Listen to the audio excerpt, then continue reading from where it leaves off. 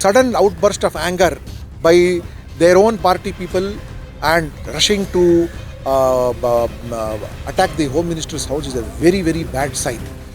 It's a very unfortunate sign. In the Home Minister's house was not protected properly, and only a few subordinates have been placed under suspension. It is a very dangerous sign, and the government has to take steps to ensure that it brings peace. I have already indicated that there must be an all-party meeting, and there must be a meeting of the religious heads, NGOs and experienced persons in that area to come together to ensure that not one more murder will take place over there. Nonetheless, it shows how frustrated the people are, the youth are, and these people who are protesting are their own party people. So it shows that how much discontent is there within the BJP and its affiliates. And the Home Minister has miserably failed in maintaining the law and order situation of the state.